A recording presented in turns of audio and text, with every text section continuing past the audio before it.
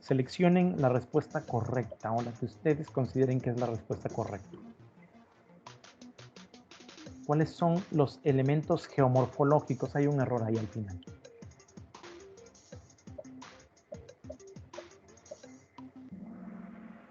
¿Okay? Efectivamente, los elementos geomorfológicos son aquellos que van a darle forma al relieve. Geo, ¿qué significa? ¿Qué significa geo? ¿Alguien recuerda? ¿Nadie recuerda qué significa geo? Geo significa tierra y morfológico de forma, por lo cual los elementos geomorfológicos son aquellos que le dan forma a la tierra o en este caso al relieve. Vamos a seguir, en este caso Cristian Hernández va ganando. Los campos de estudio de la geografía ayudan a que se pueda entender mejor qué cosa es la geografía. Y vamos a tener, como ya vimos, los elementos geomorfológicos que estudian la forma del relieve, si hay una montaña, si de pronto hay una depresión, que es cuando se hunde la tierra, y vamos a encontrar ahí un río, como en este caso, este cañón que hay aquí, y el río va deslavando poco a poco y con el paso del tiempo, y se va haciendo más profundo. También vamos a tener a los elementos hidrográficos. Hidro significa agua, entonces los elementos hidrográficos van a hablar de los cuerpos de agua. Después, los elementos climatológicos, aquellos que se refieren al clima. Los elementos biológicos, que será todo aquello que tiene vida. Y los elementos humanos, que bueno, se entiende que son las personas. Vamos a ver cada uno. ¿Cuáles serán aquellos elementos que hacen referencia a la hidrosfera?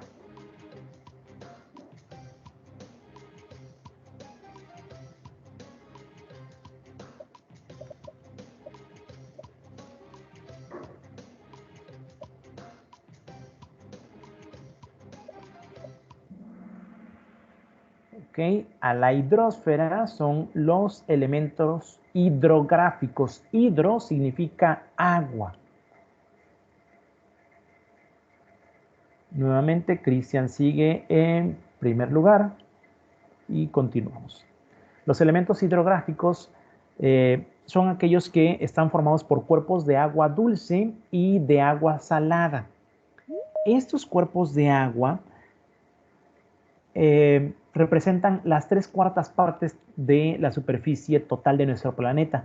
Muchas veces las personas han mencionado que, bueno, ¿por qué nuestro planeta en lugar de llamarse Tierra se debió de llamar agua por la gran abundancia de agua que tenemos?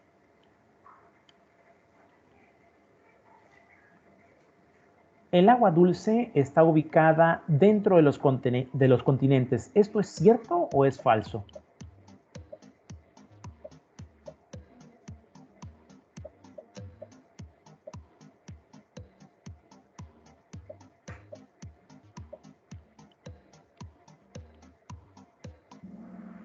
Okay, es cierto, los cuerpos de agua contienen agua dulce. Fuera del continente, cuando ya acaba la Tierra, es cuando empiezan los mares y es donde tenemos agua salada. Cristian lleva una racha, no se ha equivocado en las 3 respuestas. Muy bien, Cristian. ¿Los cenotes poseen agua de qué tipo? ¿Cómo se les llamaría al agua que tienen los cenotes? Agua de mar, agua de arroyo, agua de río, agua subterránea. ¿Cómo se llamarían estos lugares en donde hay agua? Agua subterránea, así es.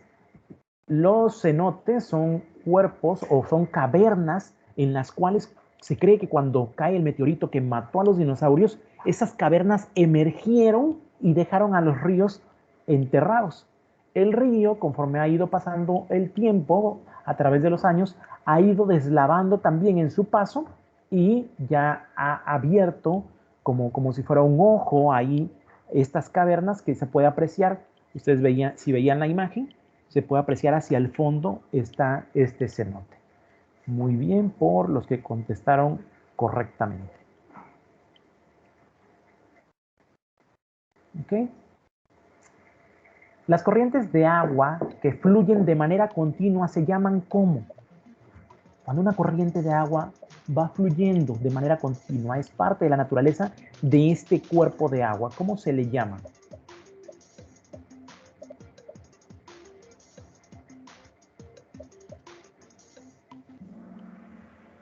Ríos.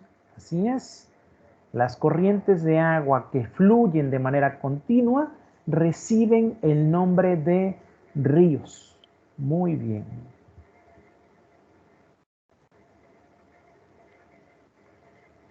Los lagos son cuerpos de agua que se encuentran en reposo con escasa o nula fluidez. ¿Será cierto o no? Que el agua de los lagos no se mueve. Ahí está prácticamente estática. Veamos si leyeron bien su actividad. Ok. Bueno, esos 5 parece ser que no leyeron. Y vamos a lo siguiente. Ocupa aproximadamente el 97% del agua total del planeta. ¿Qué será? ¿Qué tipo de agua ocupa casi todo nuestro planeta?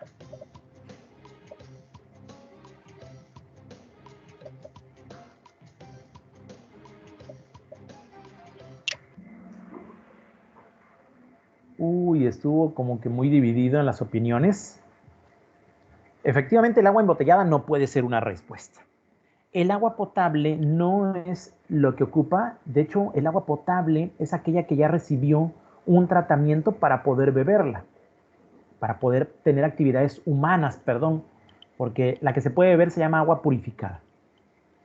El agua dulce es muy poca la cantidad de agua dulce que hay en nuestro planeta.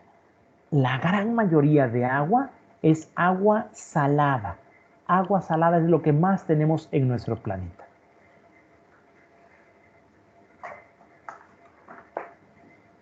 ¿Cuáles serían entonces los elementos climatológicos? Bueno, los elementos climatológicos son aquellos que van a involucrar el clima y que determinan también cuál es el tiempo atmosférico. Nosotros decimos, oye, ¿cómo irá a estar el tiempo hoy? Nos referimos al tiempo atmosférico. Hoy, si se pudieran asomar, ¿cómo estaría el tiempo atmosférico? ¿Cómo le llamarían a este tiempo?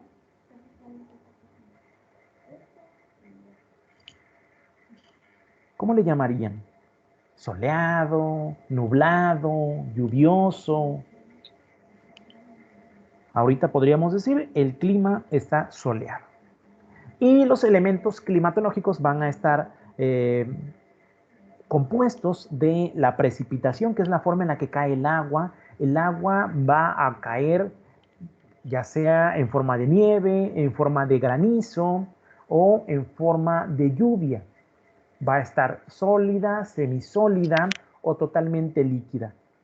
El único estado de la materia que no cae en una precipitación es el vapor, el gas. Entonces no está presente en la precipitación. Otro elemento climatológico es la temperatura.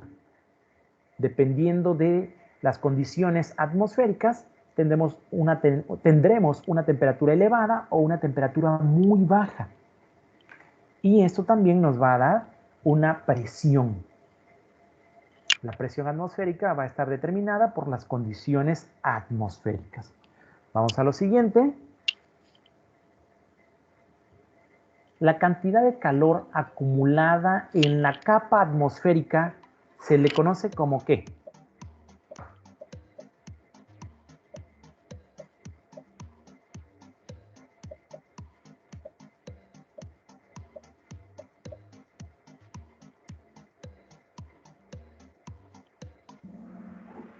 Temperatura. Así es. La temperatura es la cantidad de calor. Muy bien.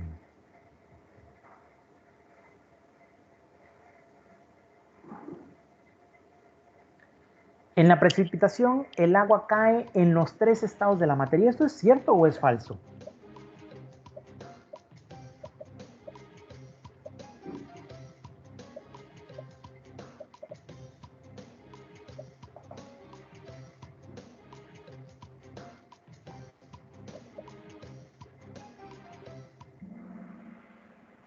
Es falso. Lo acabamos de platicar ahorita.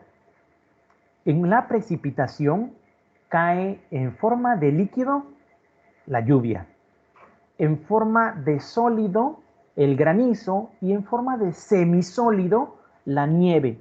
Pero en vapor, el vapor no está presente en la precipitación. La precipitación se forma por el vapor que sube a las nubes y ahí se condensa. Hay que revisar el ciclo del agua para poder recordar este proceso.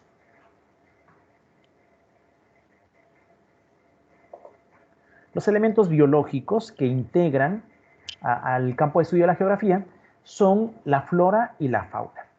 La flora, dependiendo de su ubicación, según la altitud a la que se encuentre, según las condiciones de climas que se ubiquen en ese lugar, van a recibir diferentes nombres. Y podemos tener bosques, selvas, matorrales, praderas, pastizales, desiertos, tundra, taiga, diferentes nombres van a recibir dependiendo de dónde se encuentren. Nosotros en Nacajuca tenemos uno muy específico, que serían los popales. Ahí tenemos una especie de flora que se llama popal y que le da el nombre a toda esa vegetación que se encuentra en ese lugar. Y la fauna que podemos encontrar en estos lugares puede ser terrestre o puede ser acuática. Fauna son todos los animales.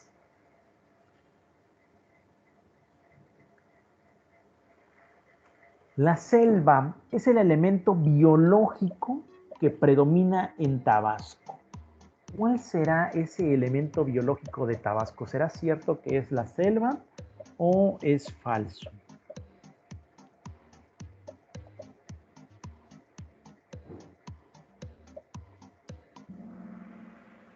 Ok, es cierto, la selva es el mayor ecosistema que tenemos en el estado.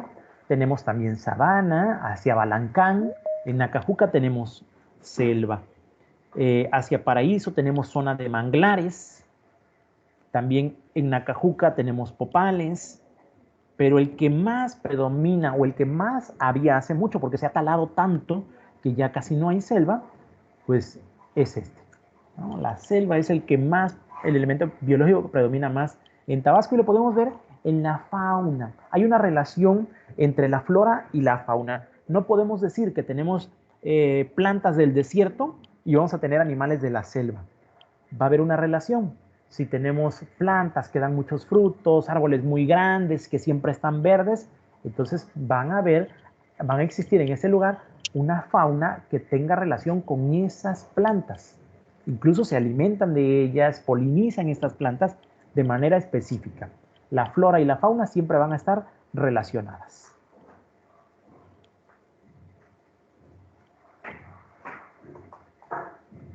Los elementos humanos son aquellos que estudian la organización de los seres humanos y cómo estos seres humanos van a interactuar con lo que les rodea, dependiendo de los oficios, dependiendo de las actividades que realizan estas personas.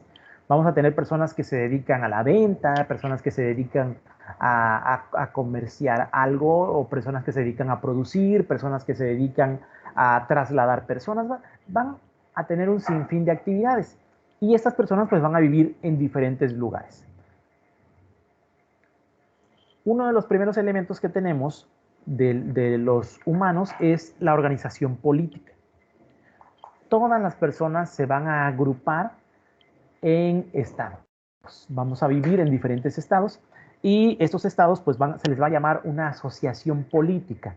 Si ustedes buscan en un mapa, que busquen Organización Política de México, vamos a encontrar cómo se encuentra dividido nuestro país en diferentes estados. Es importante que vayamos conociendo cuáles son los estados de cada zona de la República y además que los podamos ubicar, porque tenemos la zona norte, tenemos la zona sur, la zona centro, nosotros nos encontramos en la zona sureste. ¿Okay? Es importante que podamos ir ubicando los estados. La organización política de Tabasco lo divide en 15 municipios. ¿Esto es cierto o es falso? ¿Cuántos municipios tiene Tabasco?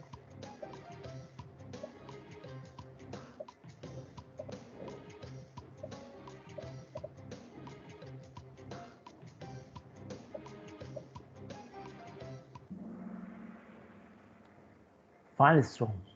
Tabasco no tiene 15 municipios. Hasta el momento, Tabasco, en su organización política, se ha dividido en 17 municipios. Hay algunas villas, Villa Aldama, Comalcalco, está haciendo sus gestiones para que sea nombrado municipio, pero no se ha logrado nada. Hay en otras zonas del estado que también dicen, oiga, nosotros ya somos suficientemente grandes, ya contamos con todas las características para ser llamadas municipios, ya queremos tener un gobierno nosotros, que no dependamos de alguien más. Pero hasta el momento, el gobierno de nuestro estado no ha aumentado el número de municipios y por lo cual tenemos 17 municipios.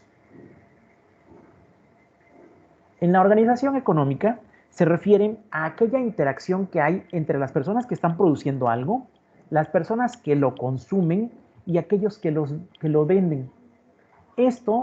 Toda esta relación de mercado que se lleve para poder tener una organización económica va a depender de en qué lugar nos encontremos. No vamos a vender lo mismo que en la Ciudad de México, no vamos a vender lo mismo en Nacajuca que lo que están vendiendo en Paraíso, porque nuestra ubicación geográfica es diferente y también, dependiendo de la ubicación, vamos a tener usos y costumbres totalmente diferentes.